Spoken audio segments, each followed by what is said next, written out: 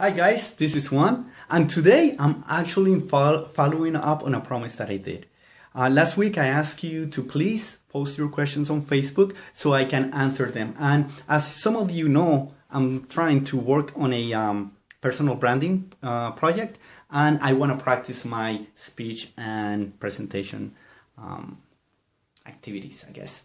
And you still have time. If you have a question, please feel free to ask right here on Facebook, and I will make sure that I give you an answer. And it will be fun for you. You know, you can see me struggle and come up with ideas and trying to figure out this whole process along with me. And I really appreciate it for those of you who participated. But today I'm gonna go ahead and actually answer one of the questions that it was posed by one of my friends, and a longtime friend. Haven't seen him in a long time, but only he sees that question on Facebook and bam, he goes and he will ask something. So Federico, I hope you're doing well, and here's the response to your question. First of all, let me start with the question so everyone else will know. So the question that he asked are, these are real questions asked by Twitter users. What is Obama's last name? Does it take 18 months for twins to be born? How far is it a drive from Miami to Florida?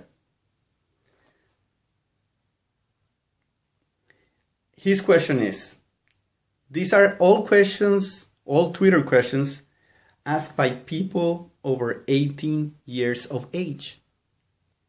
So the question to ponder is, should everyone who's 18 years or older be allowed to vote? Okay, that's awesome. That's actually an awesome question, Federico, because here's the reality.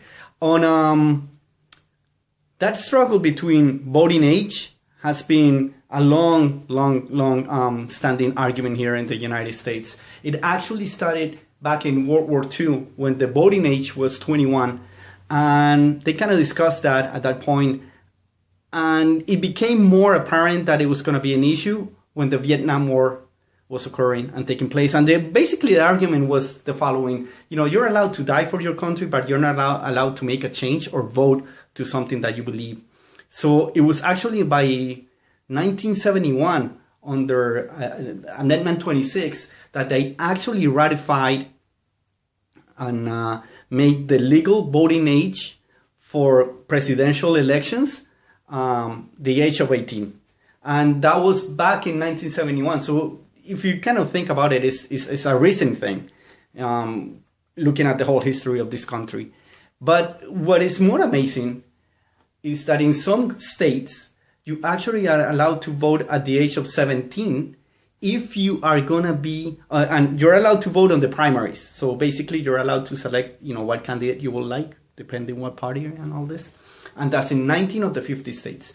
And you're allowed to vote on the primaries, and as long as you will be of voting age by election day. And what's funny is that 90% of the countries on the world use the age of 18 as their minimum age for voting. Now, some countries use the age of 16 as their minimum age, and those are Argentina, Austria, Brazil, Cuba, Ecuador, and Nicaragua. For those countries, the voting age is 16. But for 90% of the world and the rest is 18. So here's my take on your question. I think everyone should be allowed to vote at age 18 and older.